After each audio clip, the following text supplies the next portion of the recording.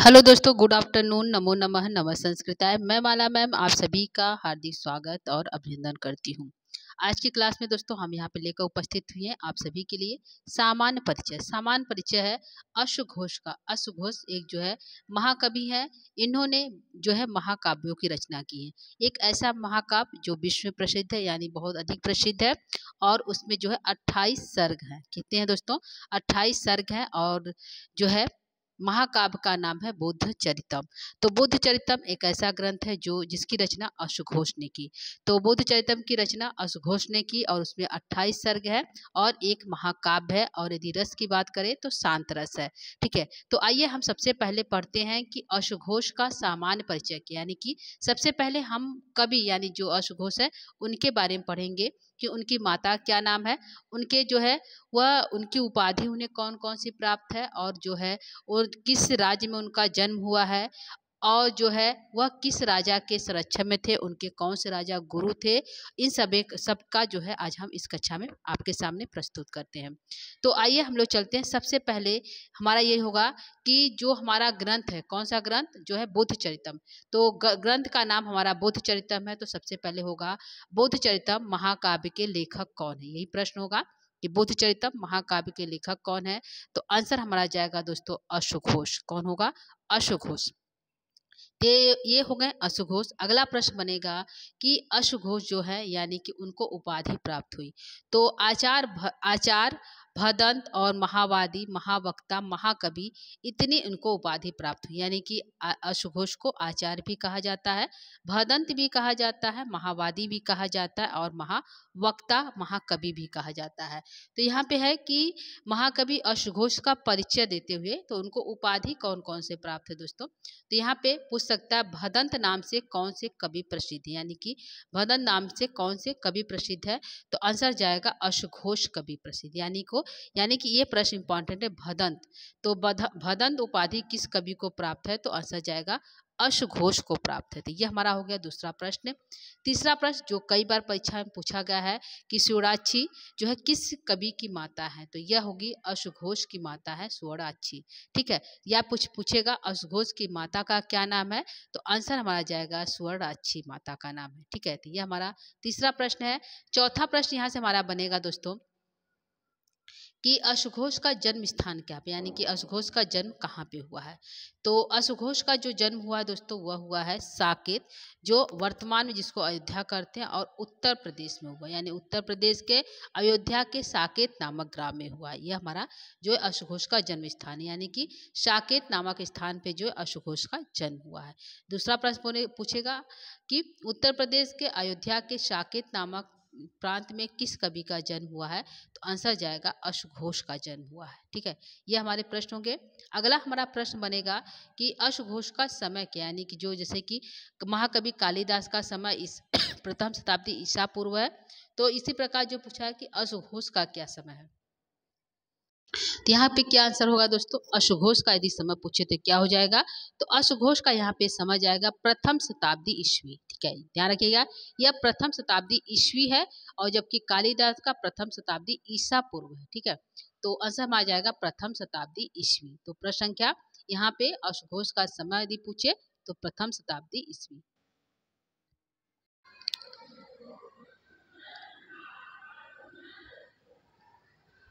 ठीक है, तो यह हो गया समय। समय क्या है दोस्तों? तो अश्वघोष का समय होगा प्रथम शताब्दी ईस्वी। अगला प्रश्न बनेगा कि अश्वघोष के गुरु का क्या नाम है। तो अश्वघोष को के गुरु का नाम है जो है पुण्ययश। क्या नाम है? पुण्ययश इनके गुरु का नाम है। तो प्रश्न बनेगा दोनों तरफ से। अश्वघोष के गुरु का नाम पुण्ययश है। यदि पूछे पुण्ययश किस कवि के गुरु का नाम है, तो आंसर जाएगा अश्वघोष के गुरु का नाम। ठीक, किसके? अश्वघोष के गुरु का नाम है। ठीक है, अगला होगा और कहीं कहीं पे पार्श जो थे बौद्ध धर्म के, जो है अंतिम कवि पार्श जो है, इनको भी जो है का कहा जाता है अश्वघोष के गुरु कहा जाता है। तो कहीं कहीं पे पार्श को भी इनका गुरु माना जाता है। किसको? पार्श को। ये इसको भी ध्यान रखिएगा, पुण्ययश भी गुरु थे अश्वघोष के और पार्श भी गुरु थे अश्वघोष के। अगला प्रश्न होगा कि जाति, इनकी जाति क्या थी, यानी कि अश्वघोष की जाति क्या थी, तो ब्राह्मण जाति के थे। अश्वघोष जो है ब्राह्मण जाति के थे। ठीक है, तो ये प्रश्न बनेगा। अगला है धर्मावलंबी, यानी कि जो बौद्ध धर्म थे वो किस धर्म को मानने वाले थे, तो जो है अश्वघोष जो है बौद्ध धर्म को मानने वाले थे। पूर्व में शैव थे, पहले वो शैव धर्म को मानते थे, लेकिन बाद में क्या की, वो बौद्ध धर्म को मानने लगे। तो वह किस धर्म को मानने वाले थे, अश्वघोष, आंसर जाएगा बौद्ध धर्म को मानने वाले थे।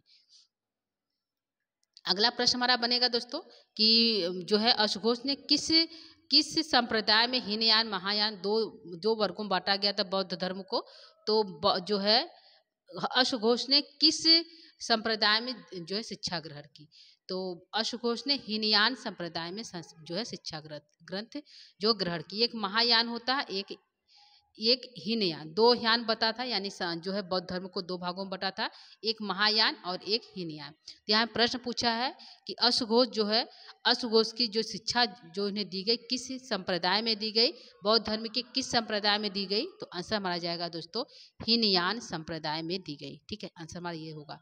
ठीक है, अगला प्रश्न होगा कि सम्राट राजा कनिष्ठ के राज दरबारी कौन से कवि थे, यानी कि राजा कनिष्ठ के आश्रय में कौन कवि रहते थे, तो आंसर जाएगा अश्वघोष। कौन रहते थे, अश्वघोष। ठीक है, यह प्रश्न बनेगा, इंपॉर्टेंट दोस्तों ध्यान रखिएगा, वेरी इंपॉर्टेंट है, कनिष्क। अगला प्रश्न बनेगा अश्वघोष किस राजा के आश्रयदाता कवि थे, तो आंसर जाएगा राजा कनिष्क के आश्रयदाता थे। ठीक है, तो आश्रयदाता किसके थे दोस्तों, तो राजा कनिष्क के आश्रयदाता थे। कनिष्क अश्वघोष के शिष्य भी थे। यह भी कहा जाता है कि जो कनिष्क थे वह अश्वघोष से शिक्षा प्राप्त कर ली थी, यानी कि कनिष्क के गुरु की यदि बात करते हैं तो कौन हो जाएगा दोस्तों, यहाँ पे जो अश्वघोष हो जाएंगे। ठीक है, तो दो प्रश्न बनेगा कि कनिष्क किसके शिष्य थे, तो अश्वघोष के शिष्य थे। अश्वघोष के जो है कनिष्क किसके शिष्य थे, तो अश्वघोष के शिष्य थे। अश्वघोष कनिष्क के गुरु का क्या नाम था, तो अश्वघोष नाम था। ठीक है, ऐसा होगा। और इनका जो है समय, यानी कि यह कितने समय तक जीवित रहे, तो यह 80 वर्षों तक जीवित रहे, यानी अश्वघोष जो है 80 वर्षों तक इनका जीवन चक्र चला, यानी कि 80 वर्षों तक क्या किए, जीवित रहे। ठीक है, क्या किए, जीवित रहे। तो यह हो गया इनका समान परिचय। आगे हमारा और है, तो इसको एक बार रिपीट कर लेते हैं। पहला प्रश्न यहाँ पे बनेगा कि बुद्ध चरितम के लेखक कौन है, तो दोस्तों तो अश्वघोष हो जाएगा। भदंत नाम की उपाधि किन्हें प्राप्त है, तो अश्वघोष को प्राप्त है। सोडाची किसकी माता नाम है, किसके माता का नाम है, तो आंसर जाएगा अश्वघोष की माता का नाम है।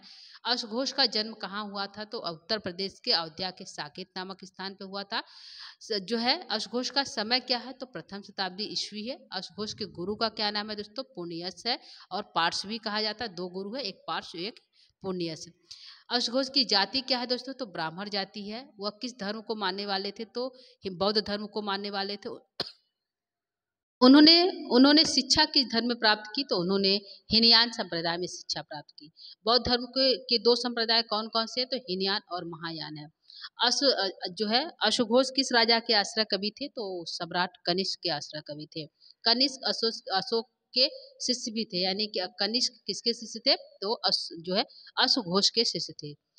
अश्वघोष का समय कितने वर्षों तक चला दोस्तों, तो 80 वर्षों तक चला। यह था जो है अश्वघोष का सामान्य परिचय। ठीक है, आगे हम और देखते हैं। यहाँ पे है कि अश्वघोष ने में संपन्न यहाँ पे है कि अश्वघोष जो है कश्मीर में संपन्न, यानी कि कश्मीर में जो है चतुर्थ बौद्ध संगति, यानी कि बौद्ध संगति जो है चार बार स्थापित की गई थी। तो अश्वघोष कश्मीर में संपन्न चतुर्थ संप्रदाय की संगति के अध्यक्ष थे।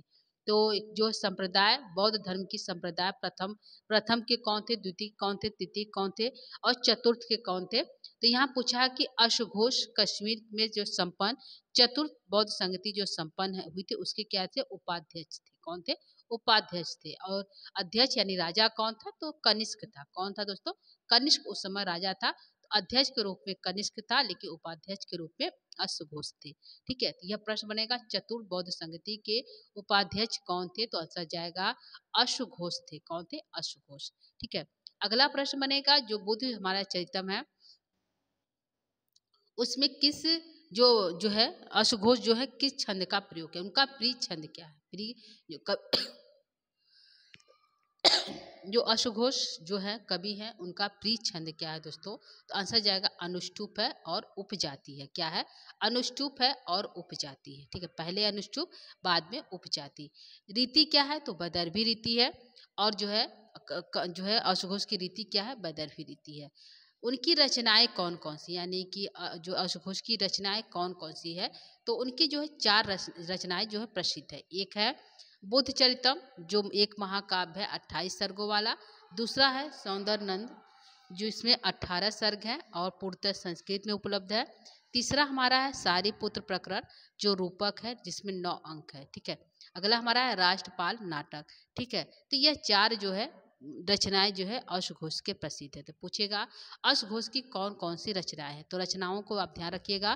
पहला है बुद्धचरितम जिसमें बुद्ध के जीवन काल यानी उनके जन्म से मृत्यु तक जितने भी घटनाएं घटी वह सभी जो है बुद्धचरितम में समाहित है। तो उसमें कुल यदि पूछे कितने सर्ग हैं तो 28 सर्ग हैं। बुद्धचरितम एक महाकाव्य है। पहला प्रश्न बनेगा बुद्धचरितम के लेखक कौन है? तो अश्वघोष।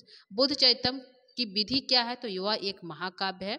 बुद्धचरितम में कुल सर्ग कितने हैं? तो आंसर जाएगा 28 सर्ग है।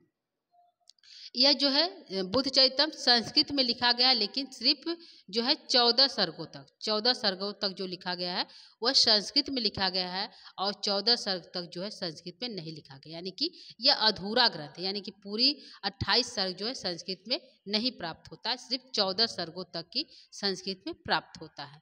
ठीक है, तो प्रश्न होगा कितने सर्ग है? 28 सर्ग है। कितने सर्गों तक संस्कृत में जो है प्राप्त होता है, संस्कृत भाषा में प्राप्त होता है बुद्धचरितम? तो 14 सर्गों तक बुद्धचरितम संस्कृत भाषा में प्राप्त होता है। ठीक है, ध्यान रखिएगा। आगे है दूसरा जो महाकाव्य वह है सौंदर्य नंद। नंद और सौंदर्य का प्रेम कथा है। इसमें नंद जो है भगवान बुद्ध के ही भाई हैं, उनके चचेरे इत्यादि भाई हैं और सुंदरी उनकी पत्नी है। तो नंद और सौंदर्य का प्रेम कथा है और किस प्रकार नंद जो है सौंदर्या को छोड़कर जो है बौद्ध धर्म को अपना लेते हैं, उसी में जो है सौंदर्या का वियोग इत्यादि प्रेम सभी जो है इसमें समाहित है। और जिसमें यह भी ये क्या है एक महाकाव्य है। यह 18 सर्ग है और यह पूर्णतः जो है संस्कृत में उपलब्ध है, यानी कि पूरे 18 सर्ग जो है संस्कृत में उपलब्ध प्राप्त होते हैं। तो यह हो गया हमारा कि सौंदर्य नंद जो है किस की जो है कैसा ग्रंथ है? तो महाकाव्य है। किस कवि की रचना है? तो जो है अश्वघोष की रचना है। इसमें सर्ग कितने हैं? तो 18 सर्ग हैं। यह किस भाषा में लिखा गया? तो इसकी भाषा क्या है? पूर्णतः संस्कृत है। ठीक है, चौथा जो तीसरा हमारा ग्रंथ है उसका नाम है सारीपुत्र प्रकरण। ठीक है, तो यह चौथा ग्रंथ है सारीपुत्र जो है पुत्र प्रकरण। इसमें जो है यह रूपक है यानी नाटक है। कितने अंकों का दोस्तों? तो 9 अंकों का नाटक है और अंशतः प्राप्त है। और जो यह जो है क्या है? प्राप्त है। तो यह जो है रूपक है 9 अंकों का और अंशतः कुछ ही क्या है? प्राप्त है। ठीक है, चौथे जो रचना है वह है राष्ट्रपाल नाटक। राष्ट्रपाल नाटक क्या? चीनी भाषा में सिर्फ उपलब्ध होती है। यह क्या है? गे नाटक है, यानी गाए जाने वाला, जिसको गा सके ऐसा नाटक है। तो राष्ट्रपाल नाटक कैसा नाटक है? तो दोस्तों आंसर जाएगा गे नाटक है। ठीक है, और जो इसका जो संस्करण प्राप्त होता है सिर्फ चीनी भाषा में प्राप्त होता है और एक ही संस्करण जो सुरक्षित है, यानी राष्ट्रपाल नाटक का जो संस्करण है जो बुक है एक ही प्राप्त होता है, सुरक्षित है जो है वह चीनी भाषा में। कौन सी भाषा में दोस्तों? तो उसकी भाषा चीनी है। तो यह हो गया जो है भगवान जो है अश्वघोष की रचना है। कितनी रचना हो गई दोस्तों? 4 रचनाएं हो गई। एक बार इसको देख लेते हैं। यदि प्रश्न बनेगा कि अश्वघोष की रचनाएं कितनी प्रसिद्ध हैं तो आंसर जाएगा 4 प्रसिद्ध है। ठीक है, जो है बुद्धचरितम महाकाव्य जो है कैसा ग्रंथ है? तो एक महाकाव्य है। कितने सर्ग है? 28 सर्ग है। किस भाषा में लिखा गया है? तो इसके 14 सर्ग तक 28 भाषा में जो है संस्कृत भाषा में लिखे गए हैं। सौंदर्यानंद एक महाकाव्य है, इसमें 18 सर्ग है। यह पूर्णतः क्या है? संस्कृत में लिखा गया है। सारीपुत्र प्रकरण यह भी क्या है? एक रूपक है और 9 अंक का नाटक है। और चौथा जो है राष्ट्रपाल नाटक है, यह गे नाटक है और जो है यह जो है सिर्फ चीनी भाषा में ही उपलब्ध होता है। तो यह हो गए जो है अश्वघोष की रचनाएं। आगे हम यहाँ इनका जो है निवास, यानी कि जो ये इनका जन्म तो जो है दोस्तों अयोध्या के साकेत नामक स्थान में हुआ था, लेकिन यह निवास जहाँ अपना इन्होंने जीवन यापन किया, जहाँ ने इन्होंने रहा, तो वह स्थान है पुरुषपुर पेशावर, यानी कि जो वर्तमान पाकिस्तान है वहाँ पे इन्होंने अपना जो है क्या जीवन यापन किया। तो निवास स्थान जहाँ यह रहे, जन्म तो हुआ था दोस्तों हमने बताया अयोध्या के साकेत नामक स्थान पे, लेकिन यह इनका जो जीवन, इन्होंने जो जीवन यापन किया जहाँ पे यह रहे उसका नाम है पुरुषपुर, जिसका वर्तमान में पेशावर कहते हैं, यानी कि पाकिस्तान। जो है अश्वघोष का प्रिय अलंकार क्या है दोस्तों, यह प्रश्न बनेगा। अश्वघोष का प्रिय अलंकार क्या है, तो अश्वघोष का प्रिय अलंकार है उपमा। क्या है? उपमा अलंकार। तो यह जो है एक तरह से कह सकते हैं दोस्तों कि जितने भी परिचय हमने अभी अश्वघोष के बारे में बताया है, यदि आप इसको मतलब मिलाएंगे तो कालिदास के परिचय से जो है इनका अलंकार, इनके जो है अलंकार और इसके छंद, ये सभी जो है प्राप्त होते हैं, इनका समय भी काफ़ी प्राप्त होता है। तो आप इसको देख सकते हैं, जैसे कालिदास को भी उपमा जो है इनका प्रिय अलंकार है, तो इनका भी प्रिय अलंकार उपमा है। और यहाँ पे कालिदास की रीति जो है वैदर्भी है, तो इनकी भी रीति क्या है? वैदर्भी है। कालिदास का जो है अनुष्टुप उपजाति अनुष्टुप छंद प्रसिद्ध है, तो इनको भी अनुष्टुप और उपजाति, पहले कालिदास को उपजाति है बाद में अनुष्टुप है, इनका पहले अनुष्टुप है बाद में उपजाति है। ठीक है, तो इस प्रकार से इनकी जो है कुछ परिचय उनसे मिल रहा है। और इनका समय प्रथम शताब्दी ईस्वी है, उनका समय प्रथम शताब्दी ईसा पूर्व है। कालिदास का क्या है दोस्तों? प्रथम शताब्दी ईसा पूर्व। तो आप इसको देख सकते हैं, बहुत बहुत कठिन नहीं है। और जो है यहाँ से प्रश्न बनते हैं परीक्षा में दोस्तों, तो इसलिए इसको आप जो है अच्छे से इसको पढ़ सकते हैं, इसको नोट्स बना सकते हैं। ठीक है, तो आगे हम बढ़ेंगे बुद्ध चरितम का परिचय। तो यह हमारा हो गया अश्वघोष का परिचय। अब हम पढ़ेंगे बुद्ध चरितम का परिचय, जो एक महाकाव्य है। तो उसके बारे में थोड़ा सा पढ़ लेते हैं, बहुत डीपली नहीं जाएंगे, थोड़ा सा हम जो है हल्के में जो है इसको पढ़ा देते हैं, बता देते हैं कि बुद्ध चरितम का परिचय क्या है। तो बुद्ध चरितम का है एक, बुद्ध चरितम के लेखक यदि पूछे तो आंसर जाएगा अश्वघोष। क्या है दोस्तों? बुद्ध चरितम के लेखक पूछे तो आंसर जाएगा अश्वघोष। बुद्ध चरितम किस की काव्य विधा क्या है, किस विधा में है, तो आंसर जाएगा महाकाव्य। बुद्ध चरितम में कुल सर्ग कितने हैं, तो आंसर जाएगा 28 सर्ग है। बुद्ध चरितम का उपजीव यह कहाँ से लिया गया, यह इंपॉर्टेंट है। ठीक है, अभी आपने ये सब पढ़ा लेकिन इसको नहीं पढ़ा कि इसका उपजीव क्या है, यह किस कहाँ से लिया गया है बुद्ध चरितम। यह लिया गया ललित बिस्तर लंका, जो है ललित बिस्तर और लंकावतार सूत्र नामक बौद्ध ग्रंथ, यानी जो दो जगह से लिया गया। एक लिया गया ललित बिस्तर नामक उपजीव है, और एक है लंकावतार सूत्र नामक बौद्ध ग्रंथ, वहां से यह लिया गया है क्या, इसका उपजीव। और यदि पूछे बुद्ध चरित्र में श्लोकों की संख्या कितनी है, तो 2137। कितने हैं दोस्तों? 2137 कह सकते हैं, या फिर 2137। इसको ध्यान रखिएगा, 2137 इसके जो है श्लोक है, किसके? जो है बुद्ध चरितम के। ठीक है, ठीक है, तो इतना हमारा हो गया। अब जो है यहाँ पे श्लोक संख्या, सर्ग का नाम, तो यहाँ पे हम सर्ग का नाम ध्यान लेते हैं कि कुल 28 सर्ग है, तो सर्गों का नाम एक बार हम पढ़ लेते हैं, इसके श्लोक संख्या को नहीं पढ़ेंगे। ठीक है, तो यहाँ पे पहले सर्ग का नाम यदि हम बात करते हैं कि बुद्ध चरितम के पहले सर्ग का नाम क्या है, तो भगवत प्रसूति। क्या है? भगवत प्रसूति इसका पहला है। दूसरे सर्ग का नाम है अंतपुर विहार, अंतपुर में विहार। तीसरे सर्ग का नाम है संवेगो उत्पत्ति। चौथे सर्ग का नाम है स्त्री निवारण। पांचवे का अभिनिष्क्रमण। क्या है? अभिनिष्क्रमण। छठे सर्ग का नाम है छंदक निवर्तन। क्या है? छंदक निवर्तन इसका नाम है। सातवें का नाम है तपोवन प्रवेश। आठवें सर्ग का नाम है अंतपुर विलाप। नौवें सर्ग का नाम है कुमार अन्वेषण। 10वें सर्ग का नाम है बिंबिसार का आगमन। और जो है 11वें सर्ग का नाम है काम निंदा। क्या है? काम निंदा। 12वें सर्ग का द्वादश सर्ग का नाम है अराड़ दर्शन। अराड़ एक ऋषि है, उनका दर्शन होता है। त्रयोदश 13वें सर्ग का नाम है मार विजय। चतुर्दश जो है 14वें सर्ग का नाम बुद्धत्व प्राप्ति, यानी बुद्ध की प्राप्ति हो जाती है भगवान बुद्ध को। यहाँ तक जो है संस्कृत भाषा में लिखा गया है। कहाँ पर? इतने 14 सर्गों तक जो है संस्कृत भाषा में प्राप्त होते हैं बुद्ध चरितम, उसके बाद संस्कृत भाषा में नहीं प्राप्त होते हैं। 15वें सर्ग का नाम है पंचदश सर्ग का नाम है बुद्ध का काशी गमन।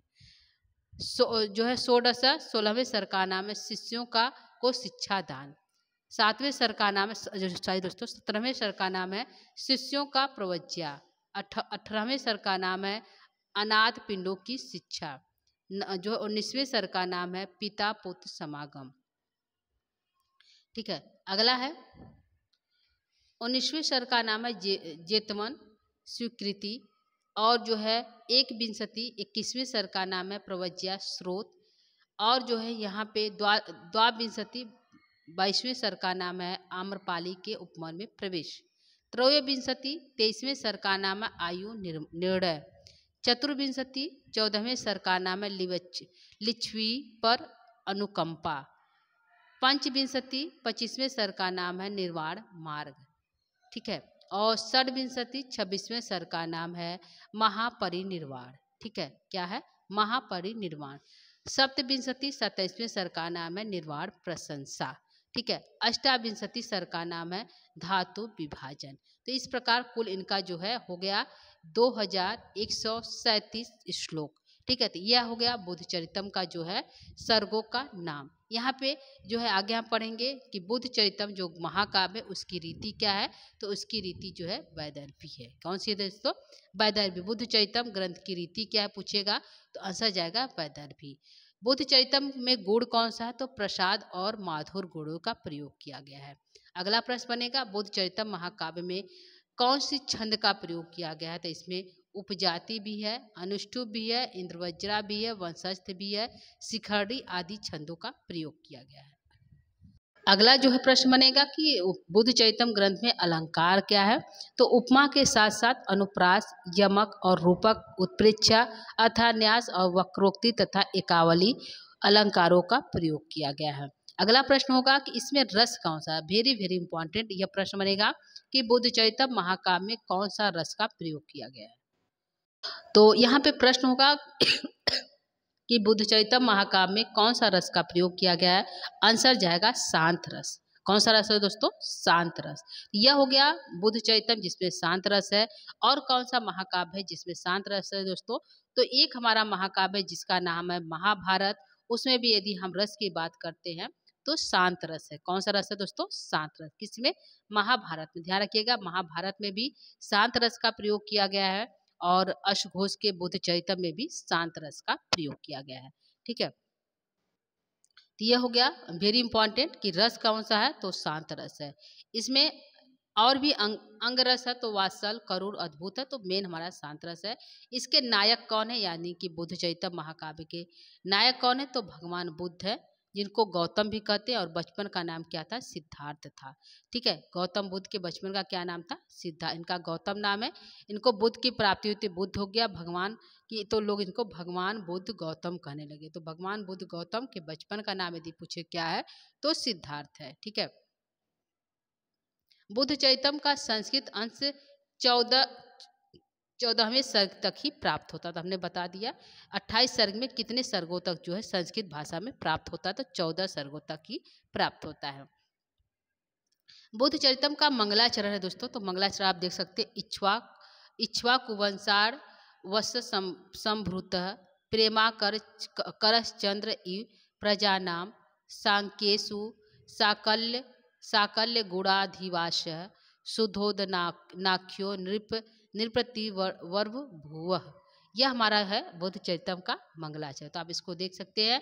मंगलाचरण इक्ष्वाकुवंशार है, यह हमारा मंगलाचरण। इसका अनुवाद है इक्ष्वाकु वंश रूपी सागर में उत्पन्न प्रजाजनों के लिए चंद्रमा के समान प्रेम की रसीभूत संपूर्ण गुणों के निवास स्थान सुधोधन नामक राजा शाक वंश में हुए। तो सुधोधन नामक जो राजा है वह किस वंश में हुए? तो शाक के वंश में हुए। सुधोधन कौन है? तो यह गौतम बुद्ध के पिता का नाम है सुधोधन। क्या नाम है? सुधोधन। तो पूछ सकता है गौतम बुद्ध के पिता क्या नाम है? तो सुधोधन है, ठीक है। जम्बूद्वीप के समान राजकुलों में शाकवंश को दोषहीन वस्तु निर्देशात्मक मंगलाचरण है। तो इसमें जो मंगलाचरण यदि कौन सा है? तो वस्तु निर्देशात्मक मंगलाचरण। तो ये भी प्रश्न बनेगा जो इक्ष्वाकु वंशी जो है मंगलाचरण वो कौन सा मंगलाचरण है? तो आंसर जाएगा वस्तु निर्देशात्मक मंगलाचरण है, ठीक है। यहाँ पे बुद्धचरितम के कथानक का सारांश है दोस्तों। तो यहाँ पे हमारा जो है कथानक नहीं पूछता है, तो कथानक को हम छोड़ देंगे क्योंकि हमारा जो अश्वघोष का ही क्योंकि सामान्य परिचय पूछा है कवियों का, तो अश्वघोष का सामान्य परिचय हमने यहाँ पे बताया। और अश्वघोष ने जो है 4 ग्रंथों मुख्य रूप से 4 ग्रंथों को लिखा, जिसमें से बुद्धचरितम जो है सौंदर्यनंद और जो है यहाँ पे 4 ग्रंथ उन्होंने बुद्ध जो लिखे। कौन? जो है अश्वघोष ने। तो चारों ग्रंथों के बारे हमने यहाँ पे बताया। जहाँ से प्रश्न बनते हैं, चीनी भाषा में लिखा गया ग्रंथ, संस्कृत में लिखा गया ग्रंथ जो है उनका था, अश्वघोष का था। तो यहाँ पे सामान्य परिचय हो गए हमारे जो है अश्वघोष के। ठीक है, तो इसे जो है, तो यह रहा अश्वघोष का समान परिचय, जो परीक्षा की दृष्टि से इम्पॉर्टेंट है। और जो है बुद्ध चरितम एक महाकाव्य है, प्रसिद्ध ग्रंथ था, इसलिए बुद्ध चरितम के बारे में भी यहाँ पे हमने थोड़ा सा उसका परिचय पढ़ लिया। ठीक है दोस्तों, तो आज की क्लास को यहीं पे हम समाप्त करेंगे। कल जो है अगले कवि, किसी नए कवि का जो है समान परिचय लेकर पुनः उपस्थित होंगे। तो आज के लिए इतना ही दोस्तों। नमो नमः, नमः संस्कृताय, धन्यवाद, थैंक यू।